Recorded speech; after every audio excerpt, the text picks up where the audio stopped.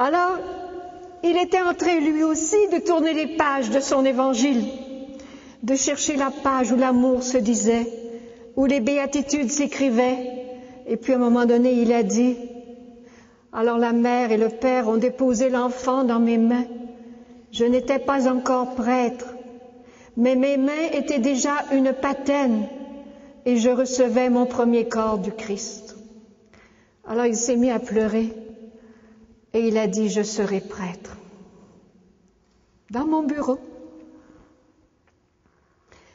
Peuple de célébrants, parfois des érudits, la plupart du temps des pauvres, qui ne le sauront jamais si nous ne sommes pas des contemplatifs devant eux, la plupart du temps le cœur à genoux, pour lire dans leur vie la pureté de leur cœur et de leur intention qui tourne lentement comme une proclamation prophétique pour ce monde.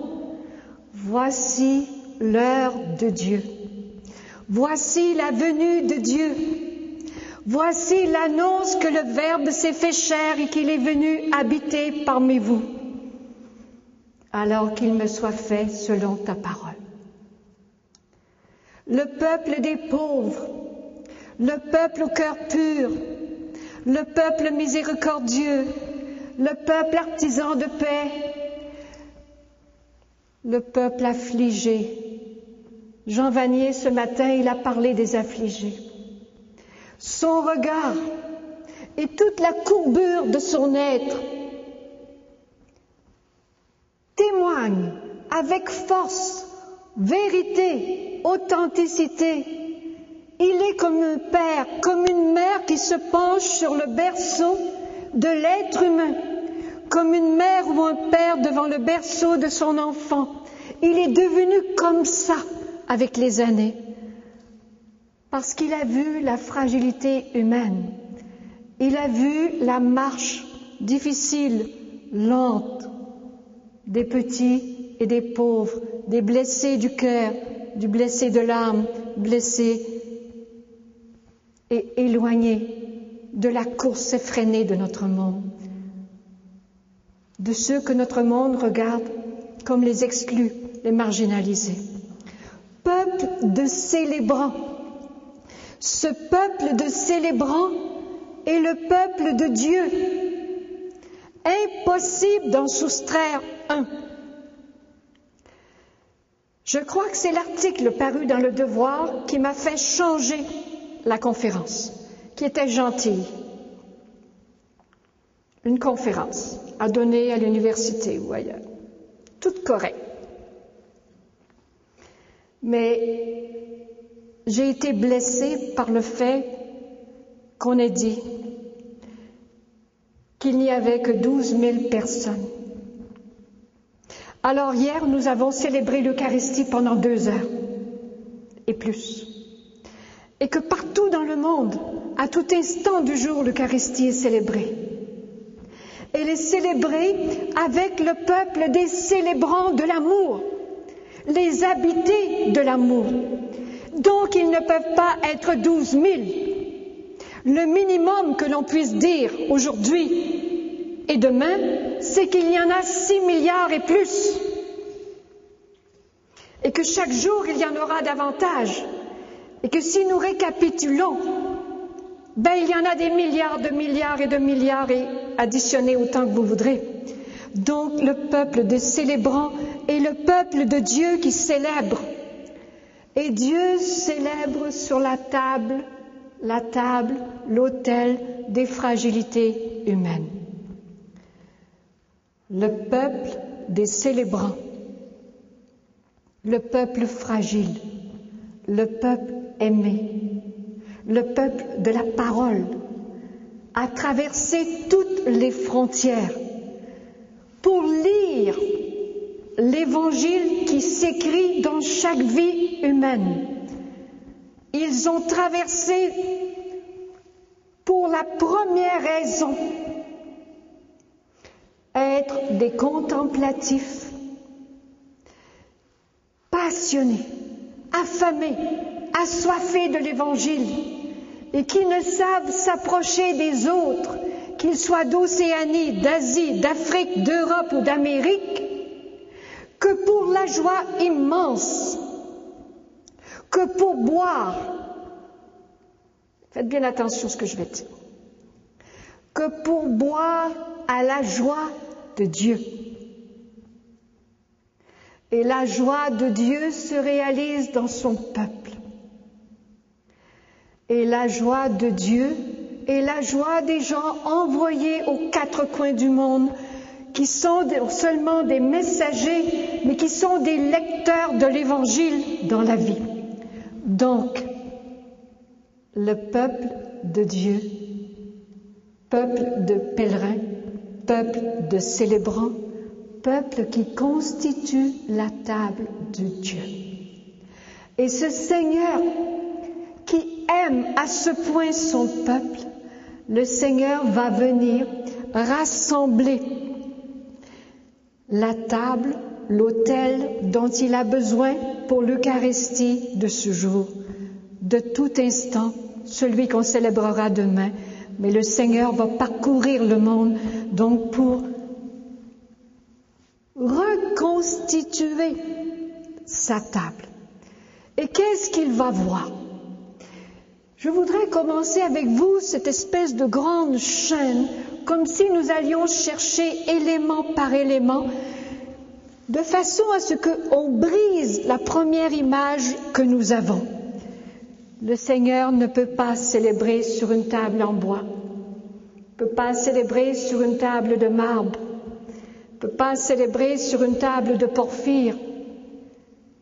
Il ne peut célébrer que sur la table de chair et de sang de l'humanité. Et donc, pour célébrer sur cette table de chair et de sang, le Seigneur va traverser les frontières et parcourir le monde. Je voudrais juste vous amener, parce qu'au moment où je parle, de minute en minute, quelque part, quelqu'un célèbre, le Seigneur est là, et le Seigneur a rassemblé tous les éléments dont il avait besoin pour que l'humanité d'hier, d'aujourd'hui et de demain soit entre ses mains. Alors, je vous amène faire un petit, long voyage tout simple. Je voudrais juste vous entraîner pour que vous vous imaginiez, vous rêvez avec moi, que nous sommes en terre d'Océanie, avec les îles et l'immense barrière de corail, et que vous entendez des musiques nouvelles, des chants nouveaux, et que vous voyez que le jour se lève, et vous voyez aller et venir des hommes et des femmes qui rient, qui sont parfois souffrants, la plupart du temps heureux, qui ont une vie de famille, qui portent une expérience humaine si belle, un trésor immense, comme une perle tellement précieuse qu'il faut en prendre soin. Alors vous voyez tous ces gens devant vous et vous entendez les premiers mots de la prière. Quelque part, il y a les parfums peut-être d'orchidées. Et lentement, vous découvrez que sur cet immense continent fait d'îles, il n'y a pas seulement des étrangers, mais il y a des officiants, des gens qui ne se sont levés que pour servir l'amour, qui se sont levés que pour que l'amour soit transmis à leur famille, à leurs enfants, qui vont peiner tout le jour pour que l'amour soit en croissance, pour qu'elle fleurisse. Les gens qui marchent, qui il y a 10 minutes n'étaient que des étrangers, voilà qu'ils sont autres. Vous êtes en train de penser que quelle tristesse de ne pas les connaître davantage. Quelle tristesse de ne pas leur avoir fait une place dans nos églises à moitié vides ou à moitié remplies. Parce que si on les avait accueillis, il n'y aurait pas eu d'espace vide. Et là, vous êtes en train d'entendre entre la musique de nos églises des musiques nouvelles. Et vous voyez les colliers de fleurs, et vous voyez la joie entrée, qui est joie de Dieu. Vous voyez ce peuple d'officiants. Un jour, j'ai vu une photo dans une revue missionnaire, extraordinaire. C'était un prêtre dans la revue Populi, la revue des jésuites italiens. Il y avait un prêtre en mission en Papouasie-Nouvelle-Guinée. Ce que la photo nous montrait, c'était un tout petit groupe d'hommes et de femmes devant des petites cabanes très sombres. On voyait qu'il y avait eu un orage, le sol était détrempé, c'était très sombre. Imaginez qu'il y avait une douzaine de personnes habillées très pauvrement. La pauvreté, c'est difficile à évaluer parce que nous évaluons toujours à partir de nos critères, c'est-à-dire à partir de l'injustice. Mais les gens, eux, ne devaient pas se penser pauvres. Donc, ils sont là, un tout petit groupe, ils sont debout, à l'exception d'une femme âgée qui est assise par terre devant le groupe. Alors, je regarde cette image missionnaire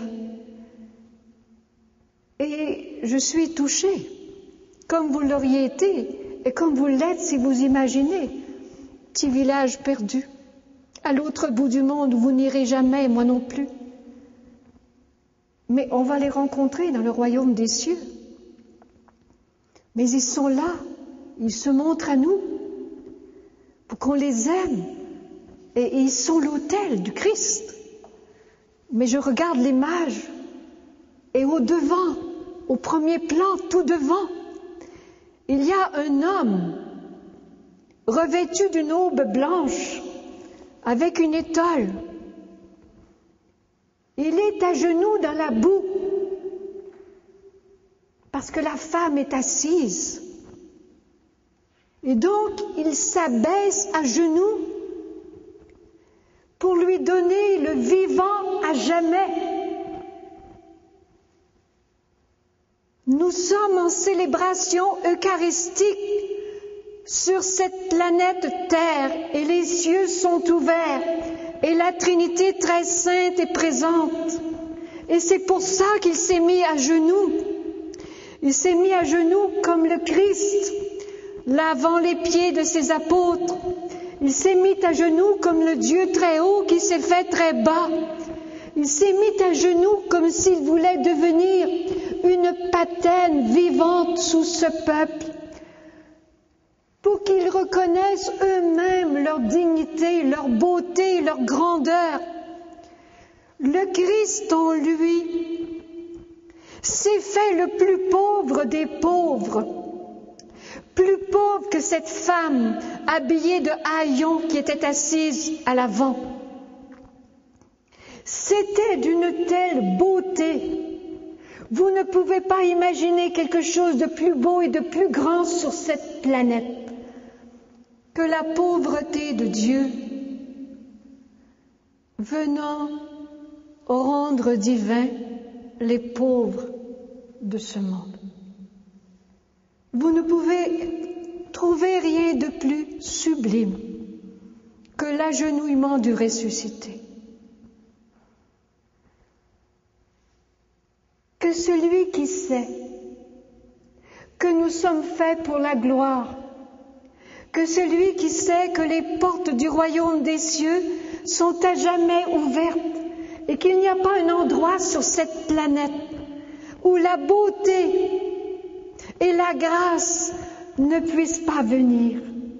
Alors devant ce don de Dieu pour la vie du monde, ce prêtre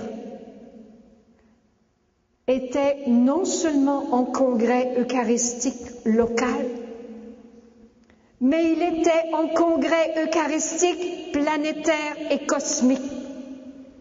Ce qui se vivait n'appartenait pas seulement aux hommes, mais cela appartenait d'abord à Dieu.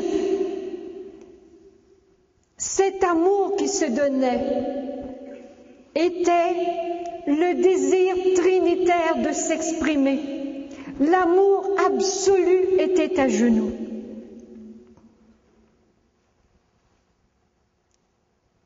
La table de Dieu. Depuis que j'ai vu cette image, cette photo, un jour après avoir vu cette photo, je vais même vous raconter des choses, malheureusement c'est enregistré, je vais le dire quand même. Mais après avoir vu cette image, il m'a été donné de me retrouver à Rome, dans une très belle cathédrale, Saint-Jean de Latran, la mère de toutes les églises. C'est magnifique, c'est de toute beauté.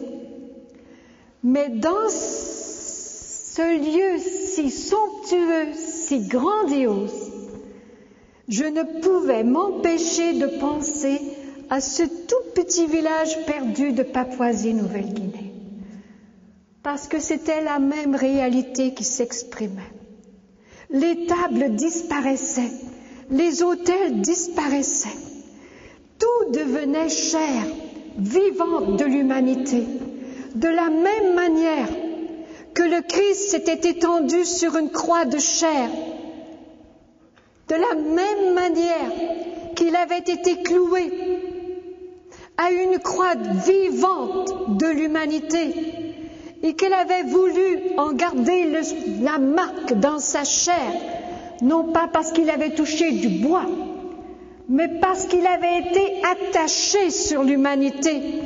Tel était son désir de Rédempteur. Touché pour que le sang coule dans le sang, pour que la chair qui dans ce monde va devenir poussière, que cette chair traverse avec le Seigneur vivant dans la résurrection et la vie éternelle. De la même manière qu'il s'était laissé clouer à la croix, le Seigneur se laissait étendre sur l'autel de chair de l'humanité. Un jour, je suis entrée dans une église en Chine. Je sais que ça va toucher une de mes camarades qui a passé 20 ans en Chine. C'était l'église de Xi'an. Quand je suis entrée, il pleuvait encore une fois. Et puis, il y avait une ordination. En fait, il y avait 8 ordinations sacerdotales. Et il y avait de la place, une église pas beaucoup plus grande qu'ici, mais il y avait certainement 2000 personnes qui se sont rassemblées. Mais lorsque je suis entrée, il y avait une grande colonnade. Puis j'ai vu une femme qui était assise, par terre encore. Et elle était adossée à la colonnade. Elle était habillée en gris, avec un petit fichu sur la tête noire. Elle avait les mains jointes. Elle priait. Cette femme venait à l'Eucharistie, à son congrès eucharistique à elle. Et puis, je l'ai regardée, parce que vous, comme moi et les autres, il y a ce qu'on voit, il y a la vérité derrière ce qu'on voit. Ce qu'on voit, c'est le voile des apparences. Mais la vérité est derrière le voile des apparences. Si nous passons notre vie à regarder l'apparence, nous risquons de ne pas rencontrer les êtres humains. On va rencontrer un message, comme lorsqu'on laisse un message sur notre boîte vocale. C'est pas nous. Petit message, quelque chose de bref. Mais au-delà des apparences, la vérité profonde de l'être.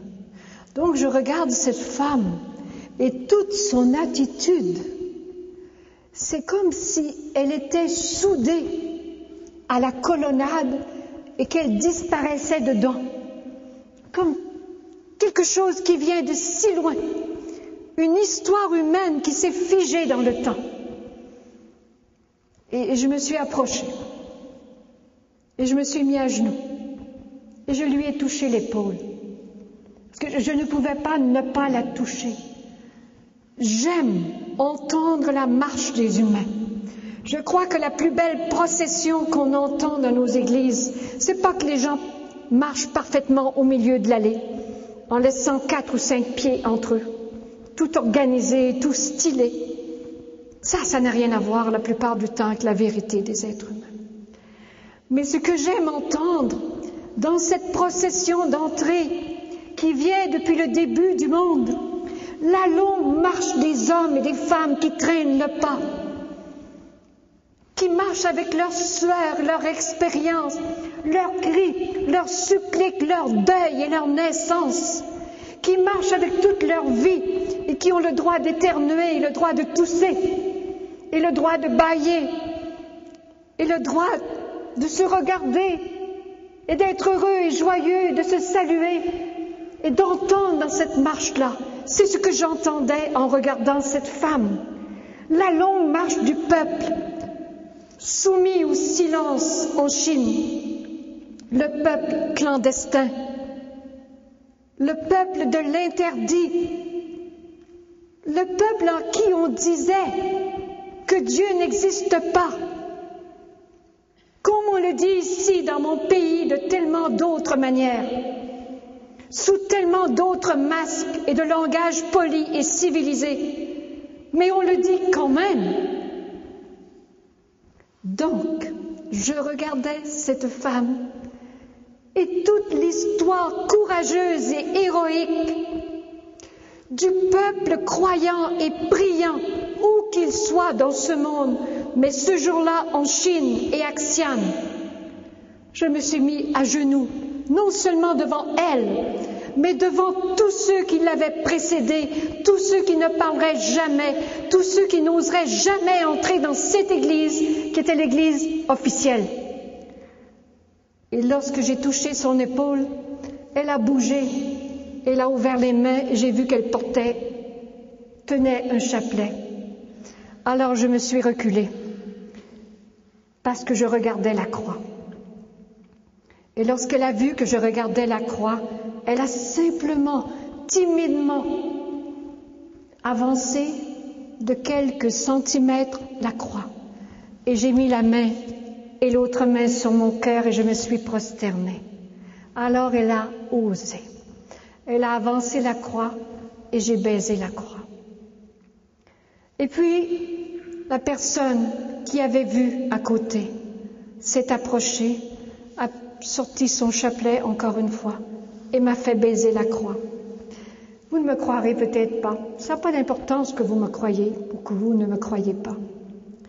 Mais ce qui est important, c'est que j'ai vu pendant 20 minutes un peuple sortir de son silence et me faire baiser 100 fois, 500 fois la croix. Parce que les gens se le disaient les uns aux autres, ils le faisaient avancer et la dame me présentait la croix et la croix encore pour le 100e qui était plus loin. Ce jour-là, le peuple de pèlerins, le peuple de célébrants, je savais au plus profond de moi que la longue procession, la longue marche, elle était faite sous le regard de Dieu et que le tout aimant avait tout enduré en eux, qu'il avait subi tous les outrages en eux et que, comme ce dernier soir, c'est eux qui l'avaient pris. Il les avait pris les uns après les autres. Et il savait que cette table qu'il avait formée, qu'il avait constituée avec ses enfants du monde, ça devait être un lieu tellement béni, tellement sacré, que c'est sur cette table vivante, devenue vivante par lui, qui avait marché avec eux, que cette table était leur corps rassemblé par lui, et que c'était sur ce corps rassemblé qu'il se déposerait lui-même. Alors, prenant le pain, il dit, « Ceci est mon corps sur votre corps, mon corps pour votre corps, mon corps en nourriture pour votre corps. Prenez et mangez. » Comme l'eau qui tombe sur une terre qui a besoin d'être nourrie, comme un sillon qui s'ouvre à la semence du Verbe de Dieu. Voici mon corps en votre corps. C'est ça que je voyais. C'est ça qu'on voit. Alors, il prit le vin et il dit exactement la même chose. Voici la coupe de mon sang sur votre sang. Le sang des martyrs, le sang de tous ceux qui sont nés, qui vont mourir, le sang des blessés, le sang des opprimés, le sang qu'on laisse verser impunément, le sang que l'on ne reconnaît pas comme le sang de Dieu, le sang des opprimés, le sang des oppresseurs, le sang des pauvres, le sang des riches, le sang de ceux qui sont pauvres au dehors mais riches en dedans, le sang de ceux qui sont riches en dedans et en dehors, parfois riches au dehors et pauvres en dedans. Le Seigneur laissait couler son sang. Et cette table, qu'aujourd'hui, si vivante, si animée, table prise en Océanie, prise en Asie, prise en Afrique, prise en Europe et prise en Amérique, si avant chaque célébration, au cœur de ce congrès eucharistique, nous qui sommes des privilégiés de pouvoir venir, nous prenions conscience, vous et moi et les autres, que c'est impossible à enfermer le mystère de l'amour de Dieu et que personne ne peut être exclu. De la même manière, et je reviens encore, que personne ne pouvait être exclu de la croix vivante sur laquelle il s'est étendu, ni ceux qui soutenaient Marie, ni ceux qui priaient parce qu'ils l'avaient rencontrée, parce qu'il les avait touchés, parce qu'il les avait guéris, parce qu'il les avait bénis, parce qu'il était allé manger chez eux. Tous ceux qui étaient là et qui suppliaient qu'ils soient libérés, mais aussi tous ceux qui criaient « à mort, crucifiez-le ».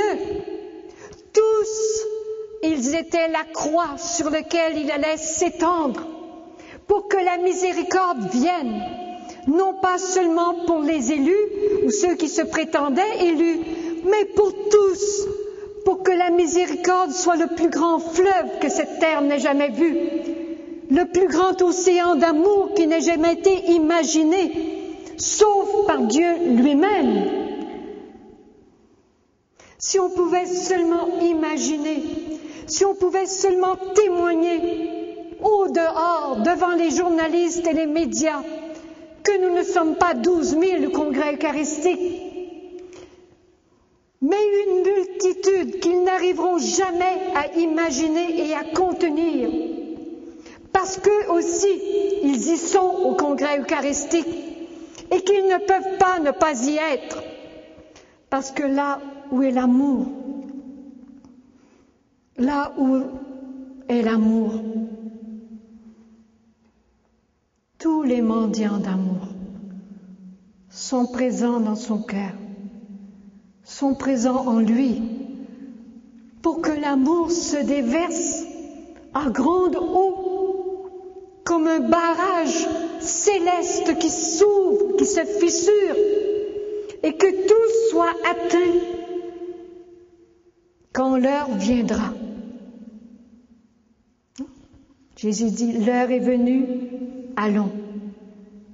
Quand il a dit ça, il était au jardin de Gethsémani. L'heure est venue. Maintenant, allons. Levons-nous, allons. C'est l'heure où l'amour doit s'étendre.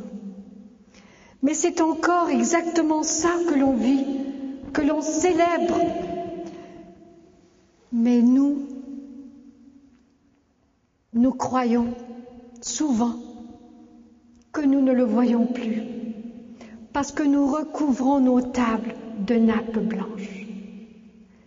Mais les nappes ne peuvent pas être blanches. Ne peuvent être blanches qu'en apparence, parce que le blanc, c'est la somme de toutes les couleurs. Elles ne peuvent encore qu'être tissées de tout ce qui s'expérimente aux quatre coins du monde. Petits métiers, travail des paysans, travail des charbonniers, travail de ceux qui construisent la maison, de ceux qui s'occupent des poulaillers, de ceux qui pilotent des avions supersoniques, travail des personnes dans les garderies, travail des enfants qui sont occupés à jouer et à prier sans dire de mots savants. Tout ça, tout le travail humain, tout ce qui est le linceul de Dieu, le sanctuaire de l'humanité transfiguré par l'amour, tout ça est déposé sur la table vivante où Christ vient célébrer. J'arrête 3 secondes pour vous faire lever. Voulez-vous vous lever? Vous êtes...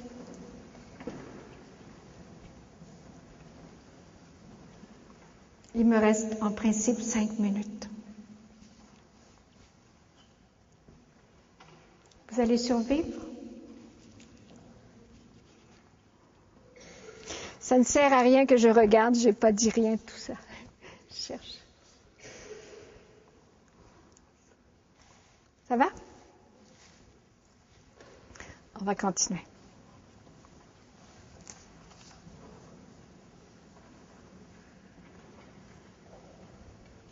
Je voudrais juste revenir.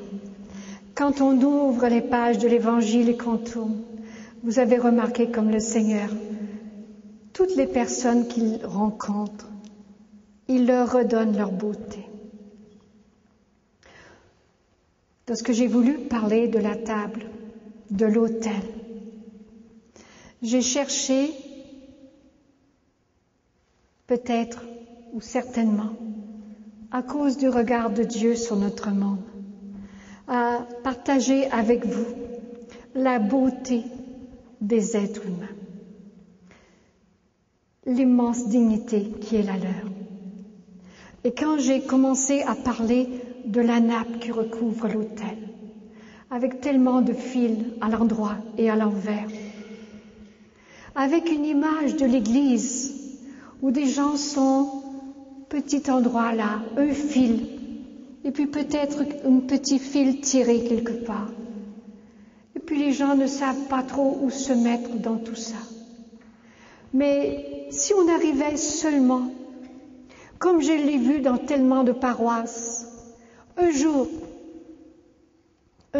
avec un petit peu d'audace, un jour, on a fait quelques tentatives, non pas quelque chose qui devait être fait souvent, mais pour faire comprendre. Un jour, je prêchais une retraite dans le diocèse de Mont-Laurier. Et je voulais que les gens sentent tellement l'intimité et la proximité avec le Christ. Et je voulais que ce soir-là, pour leur faire comprendre, leur dire que, je l'ai dit tout à l'heure, juste avant que vous vous leviez, que d'une certaine façon, il fallait protéger cette beauté, cette communion intime entre le corps du Christ et nous, entre le sang du Christ et nous. Et comme lorsqu'on a enveloppé le corps du Seigneur et que son empreinte est restée marquée sur le sanctuaire, de la même manière, on recouvre cette beauté, cette communion entre le ciel et nous, cette alliance réalisée, parfaite, par un suaire, qui est la nappe d'autel. Je voulais qu'ils comprennent.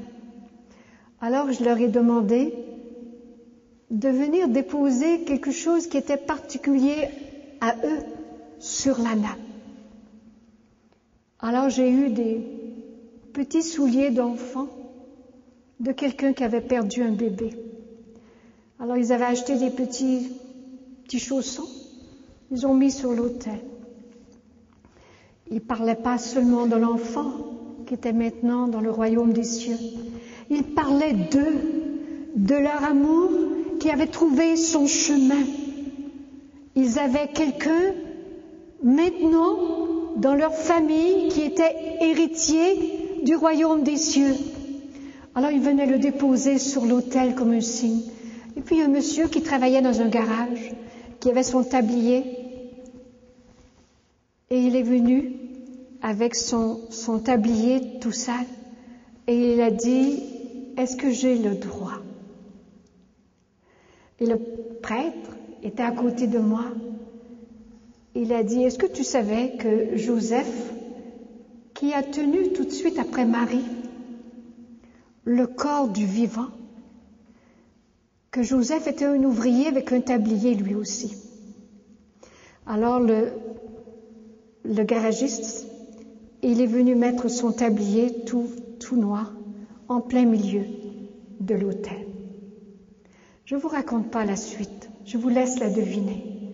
Mais ce que je voulais vous dire ce soir, dans cette lecture de l'Évangile dont on tourne les pages, c'est que le peuple de Dieu, pas seulement celui qui vient dans nos temps de célébration, mais que tous les êtres humains, tous les êtres vivants, et j'en suis témoin lorsque je m'approche de vie, de chaque histoire de vie, comme vous, d'entendre des récits tellement sublimes que je me dis que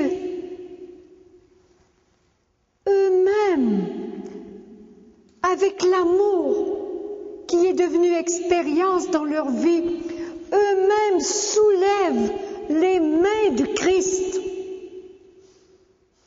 Ils soulèvent la patène et ils l'offrent eux aussi par lui, avec lui et en lui. Ils offrent le vivant parce que le vivant leur a donné la vie. Il n'y a plus de distance. De la même manière que le blé a été broyé, l'Eucharistie broie l'humanité. Mais nous ne sommes pas devenus suffisamment un peuple de célébrants, parce que notre langue ment sur ce que nous vivons. Nous parlons encore des étrangers qui sont chez nous, des gens qui viennent d'ailleurs, des différents, des noirs, des jaunes, des rouges, de ceux qui ne sont pas blancs et nord-américains. God is American. J'exagère un peu.